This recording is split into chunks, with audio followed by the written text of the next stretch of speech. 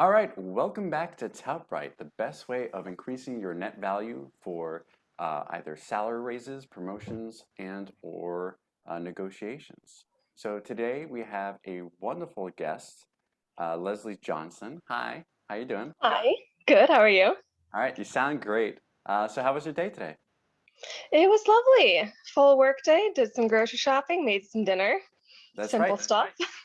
That's very cool. I understand that you took a new job within the last couple of weeks. Is that right? How's that going? That is so far so good. Coming up to speed is certainly a long process because there's a lot to it, but I'm really enjoying it so far. Okay. Do they have a good onboarding process? Um, the better question is, do they have an onboarding process? And the answer is no. But everyone is incredibly friendly, incredibly helpful, so I'm working my way up there. There you go. Yeah, it's always that's pretty telling for a lot of companies if they don't have anything. But that's good that you're in good hands. So, talk me through a little bit about your experiences going through your different careers, like how many careers you've had, and um, if you negotiated at each one of them, and if you had a mentor. So, like that's a lot, but like just Well, start that at is a like lot. We'll how parse many it one piece at a time. yeah. What was your first job like, and did you So negotiate? my first job, kind of setting aside for a moment the, summer jobs between college years. My first real job, I'm actually going to still call my internship, that I took after my junior year of college. And I loved the internship. And at the end of it, I wanted to keep doing the work. So, and they liked having me. And so they asked if I'd be willing to stay on part time through my senior year of college. And I said, yes, absolutely. Get a little extra money, do work that I like, make me more marketable for the real job search. But then, come about February of that year, they said, hey, we'd love to just hire you full time. And I was thrilled. I was so excited to get this job offer from a company where I already knew the people. I knew that I liked the people, I liked the work. And when they offered me a salary, I said, you know what? Sure, great. I'm just going to take it. Why would I try to negotiate this great offer? That's And awesome. Yeah, that's yeah, great. I mean, that's a great opportunity. Just to contrast that, it took me 3 years to get that same level first job. Though I'm in marketing, so we have a totally different aspect when it comes to like getting into the job world. fair. Yes, my background is engineering, so it's a little bit different there. Yeah. Okay. So that Um, was your first job, and how long did you stay there before you moved on? 8 years. 8 years. Okay. I stayed there 8 years, and this is my first move to a new company. Oh, wow. So yeah, you stayed quite a while. So during your 8 years, did you have promotions, I'm assuming? Yes. So it's funny looking back. I remember my first performance review, and I was so, so eager to please, right? I was so excited. I wanted to do well. And I looked through all the criteria because you had to rank yourself first for performance reviews. I looked through all the criteria. I was like, you know what? I feel like I'm doing pretty well. It's been a year. I know what's going on. I ranked myself as, proficient in things. And I go to my first review with my boss, who oversaw me and about 100 other people. And she takes a look and she's like, well, no, this isn't really right. And she marked me down to needs improvement in everything because in her mind, I was being compared against everyone in the company, not just people at my level. And so she was like, well, in her mind, it was, of course, you need improvement in everything. You just started, you don't know anything yet. But to me, that was crushing. Wow. And that went along with a whopping 2% pay raise. So that was my first foray into what are raises and promotions going to look like. But it was not always like that. Um, over the once I got through that, I actually the next year got a really fantastic boss. We worked very well together, and from that point on, I was, they ranked us on a needs improvement, meets expectations, exceeds expectations, whatever. And every year I was exceeding expectations and I was getting above the curve raises, right? And this is for an engineering company to be getting 7 or 8% and a yearly raise is remarkable because the standard was 2 to 3%. But even with all of that, at some point my boss came to me maybe 5 or 6 years in and said, "Hey, look, you've been doing really well, right? I know that you've been getting all these great raises, but you are not making what your peers are making. And that salary that I was so excited for when I first started, that I thought was so great, was not great. And I had no idea. And so he said, "Hey, I think that the best way for you to get a raise, to be paid what you're really worth, is to get an offer from another company and use that to negotiate." And Interesting. yeah, which really says a lot about the culture, that the best way to be paid your worth is to basically uh, play the game, right? You can't just say, "I think I should be worth more." You have to say, "This other company thinks that I am worth more. What are you going to do about it?" Yeah. Love me or let me leave. Yeah. Wow, I that's mean, it's pretty a dramatic. bluffing game. So, okay, so I'm assuming you went ahead and followed his advice, or did you not? I did. I followed his advice. I went to another company. I interviewed there. I actually loved the company and I almost took that job because it was an incredible job, an amazing offer, but I had some personal stuff going on. I couldn't move across the country at the time. Um, and the offer that they gave me was $30,000 more than I had been making. And I remember making the appointment with HR and being so nervous about, "Oh my God, this like feels like a really crappy thing to be doing, because it feels like I'm playing hardball and I don't want to play the game. I just want to be paid what I'm worth." And I remember going to the meeting, and because I was so anxious about it, I didn't even start off by telling her I had an offer from somewhere else. I just walked in there and said, "I think I should be paid more, and here's why." And what's funny is at that meeting, she was actually very receptive to that. And she was like, "All right, like, the points that you're making make a lot of sense. I see, that you are performing above the level that you are currently at. There could be a promotion here, there could be something here. Let me talk to people. It's going to take some time. I'll see what I can do." And I was like, "Well, and also I have this job offer." And she's like, "Well, that makes it so much easier." um, and they took the offer and they just matched it. They didn't try to negotiate at all. They matched the offer and said, "We really want you to stay." And so I Interesting. stayed. So, what were your points that you prepared for that HR meeting?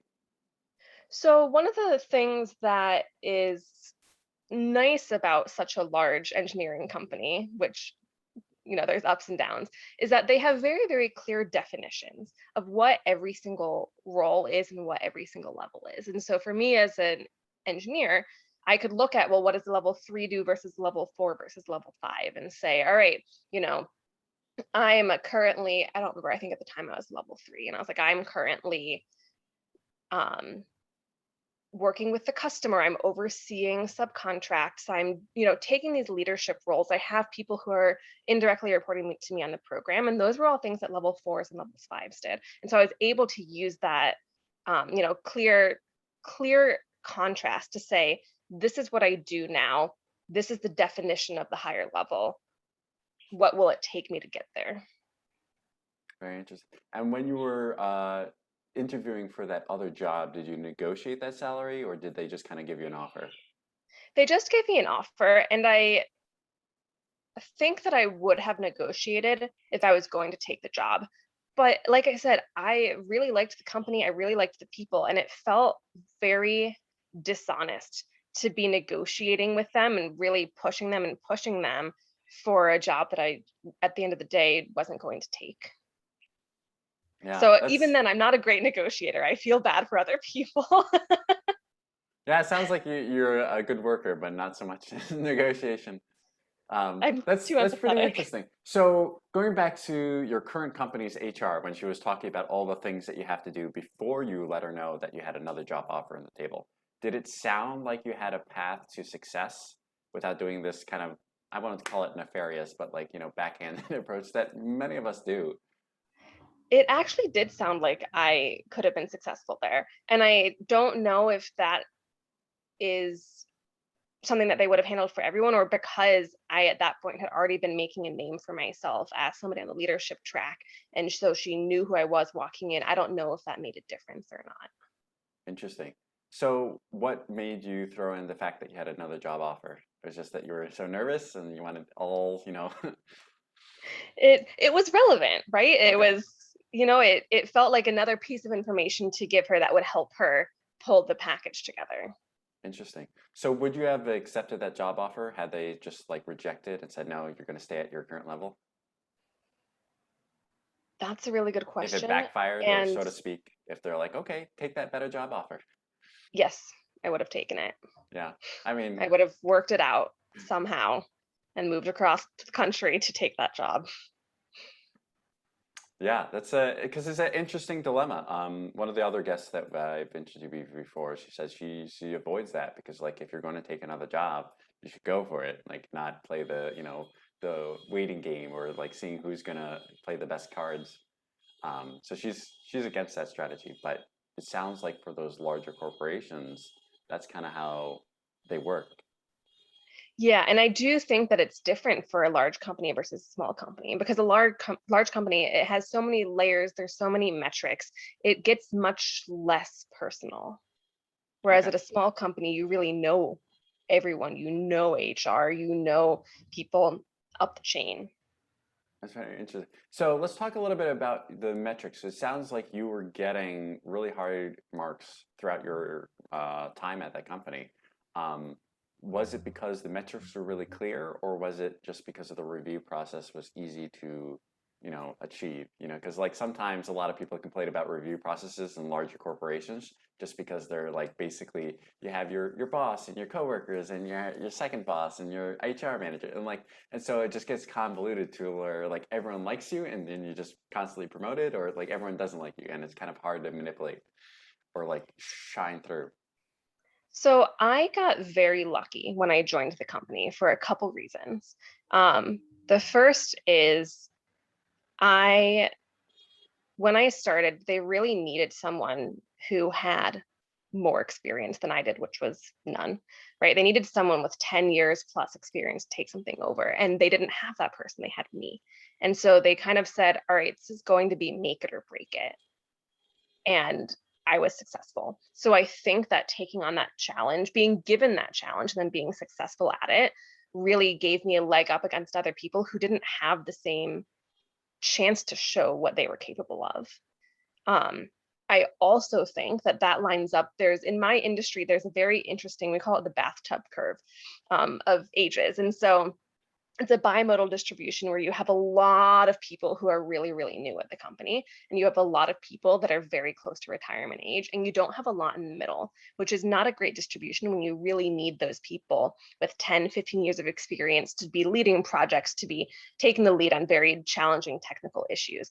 And I was right at the start of that young group. So I always had a year, 2 years, 3 years of experience more than other people who you could consider my peers. And even that little bit of difference, when you combine it with the fact that I've been given that challenge and succeeded, really pushed me ahead very quickly. Not to mention you succeeded at the challenge. I mean, Not to mention succeeding at unless the it was pure luck, I don't know. challenge. I'm assuming with engineering, it's a little bit more than just luck. It is a little more than luck. Wow, that's fascinating. So have you so you mentioned that you did not negotiate this new job salary, is that correct? I negotiated it in a different way. Okay. How did you do that? So I put in a starting salary as part of the application process, which was a required field, which I hate. But I put in a stretch number. And when I had a conversation after my first phone screen where they said, we want to bring you in, right? We want to hire you. They also said, we can't pay you what you put in. Are you willing to tell us what you currently make? And so that was tough for me because I was at this point, I was ready. I was gung ho. I was like, I'm going to negotiate this salary. I'm going to do something about it. And they told me, we don't have that option. And so I told them what I was making at my previous company and said, look, I get that you can't offer me the salary, but there are other things to negotiate. And so what I negotiated instead was my paid leave. And so I didn't get, that extra 15K that I requested, but I did get an extra week of paid leave which puts me at 4 weeks a year plus all the federal holidays, which is nothing to sneeze at. And they have a rollover policy. So it's right, it's a balance, it gets paid out. It felt like the right way to settle that negotiation. It is good. Yeah, there's lots of other ways of negotiating than just straight salary. So I have a little different perspective just because I have unlimited vacation time. But what I found is that most people don't use it. They're actually enforcing a minimum vacation at my company because people, like for myself, would take one large vacation every 3 years. And so Yep. if you average that out, that's like barely a week a year, that's less than most people get, even as starting. Um, so that's awesome. That's very cool. Yeah. And So, it's so I'll actually, can I add oh on to yeah, that? it's your intro. Because my previous company that I worked at for 8 years, when I started, they had, paid vacation, and then they switched to a unlimited vacation policy, and all the old timers were so mad about it. But me being young, I was like, this is great. I can take whatever I want. But I ended up with the same as you. I was taking maybe 2 weeks of vacation a year, and I wasn't getting paid out for the rest. And so to go back to this original policy was suddenly like, oh, there's actually a lot to be said for this, to be, you know, have a chance to take the vacation, but if I don't use it, I'm not actually losing it. Yeah. I mean, not to get into details, but the reason a lot of companies are now switching over to unlimited is so they don't have that paid debt Say for it's all cheaper their. for the companies. Oh yeah, Yeah. it's so much cheaper. And like, yeah, there are people that will tend to abuse it, but like it always averages out. Um, Yep. so that's fascinating. So going forward, I don't know how long you're planning to stay at your current company. Obviously, you just joined, but what do you think you're going to do for your next job negotiation? Are you going to tell them your salary? Or are you going to like stick to your ranges and like refuse to give them an actual hard number? Like, what do you plan to do next time? That's a great question. And the short answer is it depends.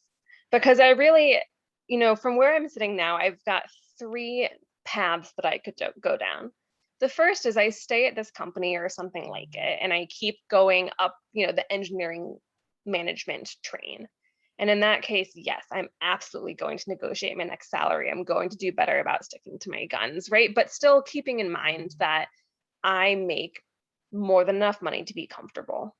And so at some point, I have to set my ego aside and figure out, do I enjoy what I'm doing? Which leads to the other two options, right? Another option is to become a civil servant, at which case I'm not going to make as much money as working at a private engineering firm.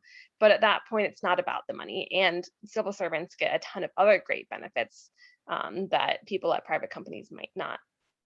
Third option is an entire career change, which is something that's been, on my mind, tossing it around, not ready to do anything about it yet, not sure what I would do instead.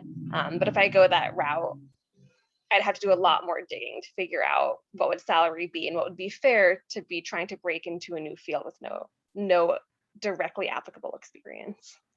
Wow, that sounds interesting.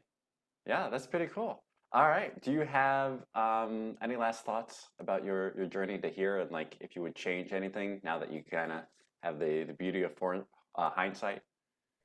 If I could change anything, I absolutely would go back in time and negotiate my first salary, my first job offer. And I actually every year sit in and I'm part of a panel discussion with seniors graduating, mechanical engineering seniors at my alma mater, and talk about these sorts of things. And something that the professor says that I really truly agree with, especially in the field of engineering, is if they ask for another $5,000, because if they can't pay you an extra 5K a year, they have bigger issues that you don't want to deal with.